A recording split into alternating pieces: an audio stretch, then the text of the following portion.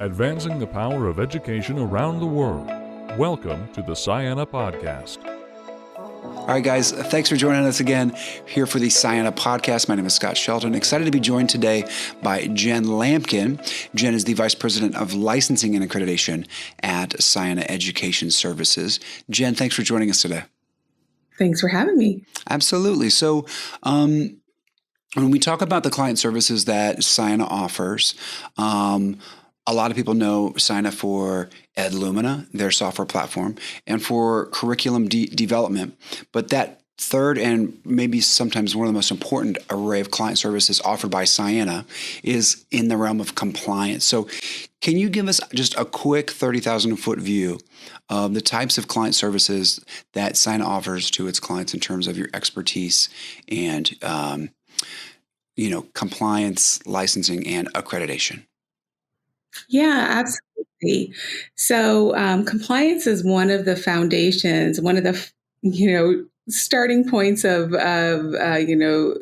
the thought of even developing Cyanna. And it really ties well with the software and curriculum development. So what we do in consulting or compliance consulting is we help schools with their initial licensing so they can start operations.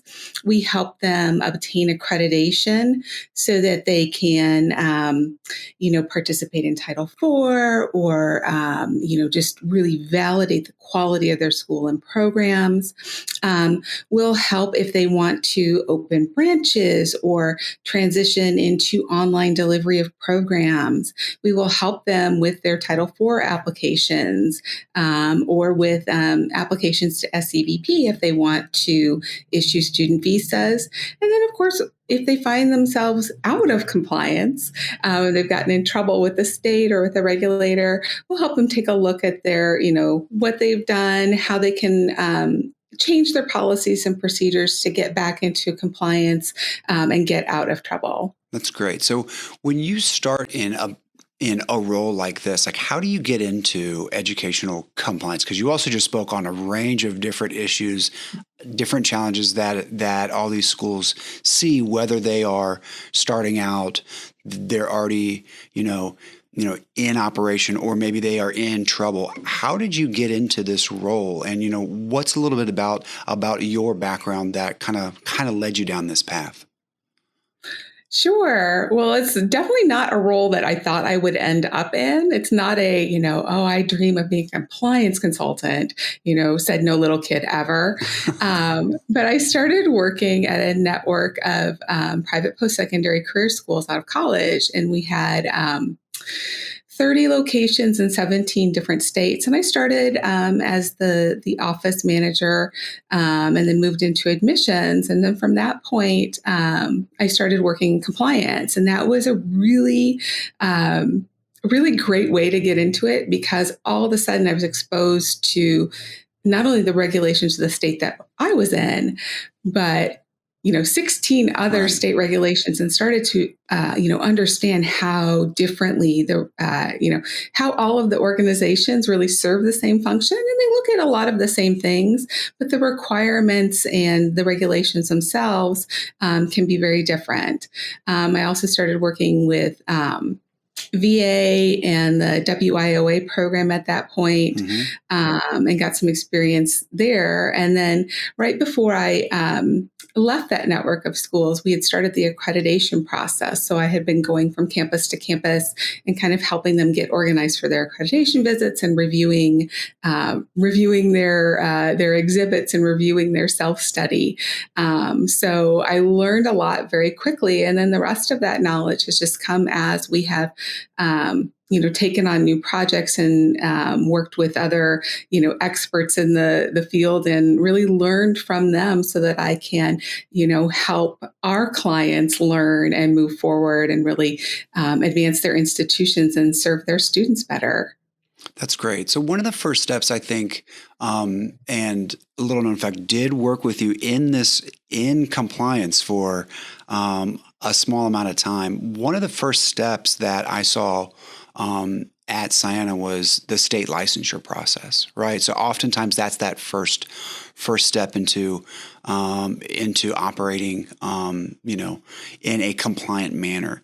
Can you tell us just a little bit about, what the state licensure process, typically entails? I totally realize there's a lot of different states, lot of different types and scopes of oversight. But when is this important for a client, and how does that process start? Yeah, that's a great question, and I'll try not to go through like an alphabetical list of states and all of the requirements. But it's really the very first step. And it's before they even begin operations. And I will say the first part of licensure or state licensure is to really determine if you even need state licensure. And if you do, then which organization is the appropriate licensing body. Right. And so that's something that we can help schools with, because depending on what type of training they might be providing, it could be considered recreational or avocational. And if it's not job related, sometimes it's exempt from licensing. Right. Or if they're providing like cosmetology services, for example, or a cosmetology school, they might be regulated under a different department than the private post-secondary board. And in some cases, everybody's regulated by the private post-secondary board. Right. So we really, we assess what they want the school to look like and what type of training it's going to provide. And then we determine, what type of licensure is needed. And in the licensing process, they're really looking at a few key things. They're looking at, the organization of the school itself. They're looking at the owners of the organization, the management of the organization. Are they qualified? Right. Have they ever run the school in the past? And if so, have they ever been in trouble? Right. How did that go? That's usually frowned upon. Yeah. They look at the curriculum. They'll look at, to make sure that it meets any state requirements or any employment requirements, especially if there's a licensing exam that students need to take. They look at the policies of the school, like what is the attendance policy? How are we ensuring that students are making satisfactory progress? They look at the qualifications of the faculty members. Do they have education and experience in the field? Are they qualified to help these, students meet their outcomes and gain employment? And then, of course, they're going to look at the financial stability of the organization. For a nascent entity, that may be, does this organization have the resources to get through the startup period if it takes them a while to get their students? So, as I said, the rules themselves and regulations and specifics of the application will vary from state to state, but those are the main things that they're looking for. So as you go through with a client on that list, like this is our punch list. These are our specific prescribed areas of focus. Does that drive how you then work with a client after that, right? Like what are those next steps? Is there, how often are you meeting with them? Yeah. So we work really collaboratively with the client. We're not just going to deliver a completed set of applications because we don't know anything, about the actual personnel and about, what they want this school to be. We're not the ones with the vision. Sure. But we have a lot of compliance knowledge, right? We know, how to write an attendance policy or how to determine by looking at a faculty member's, resume and experience if they meet the requirements for the state. So we will help our clients, with sample policy language that we work through together to make sure that it's not only a policy that is compliant, but it's also a policy that's going to work for them, right, and how their school operates. Generally, we meet with meet with a client usually like every other week, and that gives us time to get homework done in between meetings, because at each of those meetings, we're going to come away with action items for our client as well as action items for ourselves. And when everything's working smoothly, we each get a week to get our work done and share it with the other person. And then we get a week to review it, get questions together. And then at that next call, kind of talk through any challenges or any questions that are just really easier to discuss in person. And if we find we're, getting close to a deadline and there's still work to do, then we might up that meeting schedule. But generally we'll start off every other week because we also understand that they have another job and other activities that take up their time. And this is just one part of it. Right. And that's a good point. I mean, I think that's really what Cyanna brings to the table is the ability just to sort of augment your existing team without having to hire this whole office of compliance. Right. And so, yeah. And can you talk a little bit about some of the states that you commonly work with in the state licensure process? And then, maybe what are some of the projects that you are working to get licensed, now? Yeah, we. What's really great about Cyanna is we bring, a team of compliance experts to the table, and so, like you said, we have people with expertise in different areas in different states, and we're all working on behalf of that school rather than having, that school have to go out and find one person to do all that work. Yeah. So we work, we've got clients, we've worked with states, pretty much every state in the country, between, residential training and distance learning, looking at regulations, because all of those aspects change the scope and change the requirements. So common states that we work with are, New York, Ohio, Virginia, as far as Florida, Louisiana. We work also when it comes to distance learning and regulations, work all over the place. Because in some states, if somebody is offering, a certificate program that's online, it might be exempt, but they might actually have to apply for an exemption. It might require licensing, which, then they need another state license. And then that changes if it's an online degree program, that with degree programs, it's even more strict. And, there is NC SARA out there, but schools have to be accredited to join SARA. And in order to be accredited, you have to be operating for at least 2 years. So there's a real kind of a challenging period in starting up a new institution, especially if that institution is degree granting. Perfect segue there, Jen. Let's pivot out of state licensure and talk about accreditation just for a little bit. So when you have a client whose ultimate goal it is to be an accredited school that can accept, student loans, like the Title IV funding, right? You started to kind of say it there, right? That they have to be in operations for 2 years. But beyond that, can you talk about how Cyanna helps the accreditation process, or sometimes the act of getting getting reaccredited? Mm-hmm. Yeah, absolutely. And so just with the state process, there are different accreditors and they have different scopes of the institutions that they serve. And we have worked with, we'll say, many of the accreditors out there. So just like we would do with state licensing, the first thing we would do is kind of take a look at the school and determine, okay, who is a good fit for this institution? Sometimes accreditation is voluntary and sometimes it may be required. So for example, ESL institutions or IEPs, in order to issue visas, F1 visas for language learners to come to the U.S. to study English, they need to be accredited. And there's two main accreditors that work with ESL schools. So, and we have worked with both of those with language institutions. Sometimes accreditation, like I said, is voluntary. They just want that validation. They want that to be able to show on their website and to show potential students or organizations that they're working with that they have accreditation, even if they don't have programs that are ever going to, qualify for Title IV funding. Title IV obviously is a very big reason why a lot of schools do get accredited.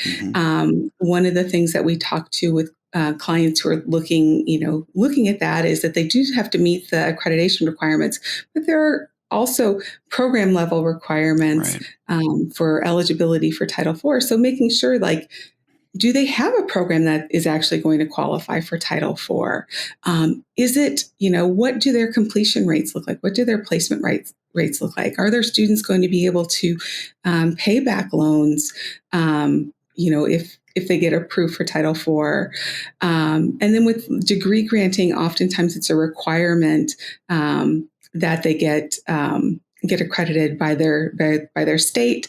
And then obviously, if they want to participate in SARA, they have to be in a SARA state, which is every state except California, That's right. and be accredited. So we look at that, and then, beyond that, then, some accreditors require that you have a program that's at least 300 hours.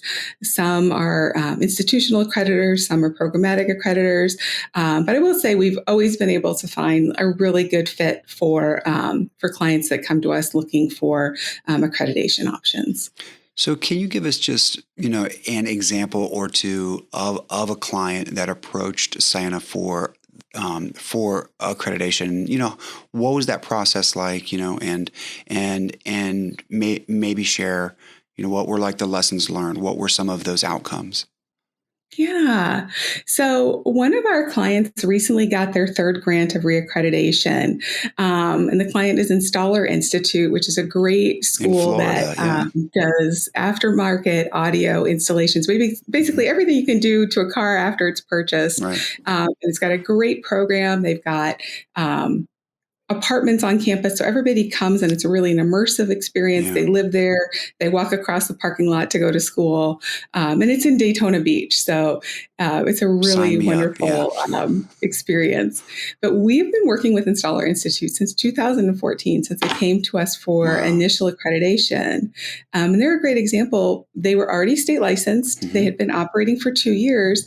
They were interested in going through the accreditation process to get access, to validate their programs, but also to have access to additional funding for their students. That's right. And so one of the first things we did was look at their programs, and they only had one program that was going to be long enough to qualify for Title IV, but it was actually would qualify under a short-term program, so it wouldn't be eligible for a Pell Grant. So the first thing we did with them was their team went to work on a 900-hour program so that it is one academic year. And then we got that approved by the state, started getting students in that program. And then once we had a graduating class from that program, we were actually able to file the application for accreditation, because one of their accreditors' requirements is that you have graduates from your longest program. But while we were waiting for those graduates, we weren't just sitting there like, okay, I guess there's nothing to do. We were actually working on completing the self-study and working on getting the exhibits and everything together so that once they had that graduating class, we were ready to move forward. And we were successful in that initial accreditation, in their first reaccreditation, and then in their latest reaccreditation, they achieved a grant of 5 years, which is the longest grant that their accreditor offers, and it's really meaningful. It's a big accomplishment. They are doing great things. Yeah, that's fantastic. So, looking ahead a little bit, in an industry of so much change, right? So much kick and change at the state level, at like the federal level. How does Cyanna change? How does Cyanna and their clients prepare for these types of changes? Yeah, I think that's such a great question. My thought or my advice to anybody out there, whether it's a Cyanna client or a school that's not a Cyanna client, is really to focus on the students, focus on the outcomes, and engage locally. And so what I mean by that is, are you reviewing your programs? Are you looking at your student feedback? Are you looking at your completion and placement rates? if not, you should be. You should be refreshing your programs. Industries can change quickly.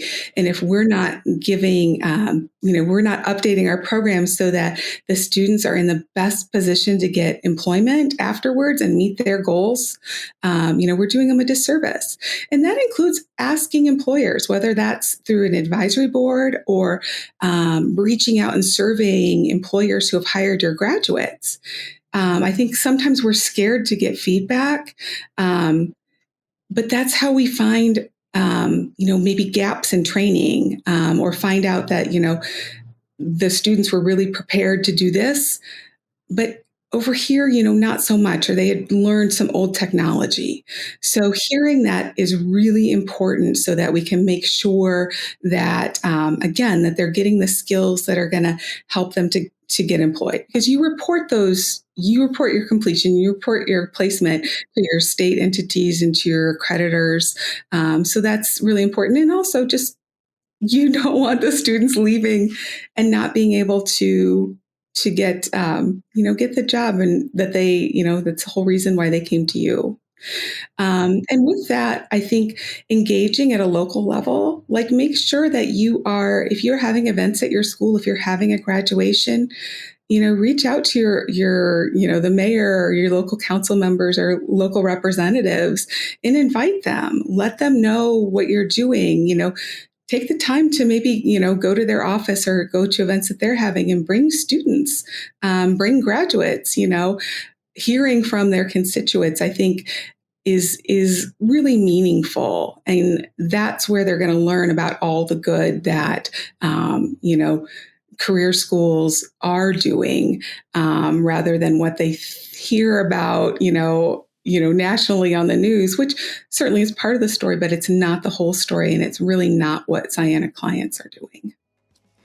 Jen, that's great. I can't thank you enough for your time today. So Jen Lamkin, VP of Licensing and Accreditation. I'll get your title right this time. Thanks for joining us today. It was extremely enlightening. Really appreciate it. Yes, thanks so much. Yep, thanks.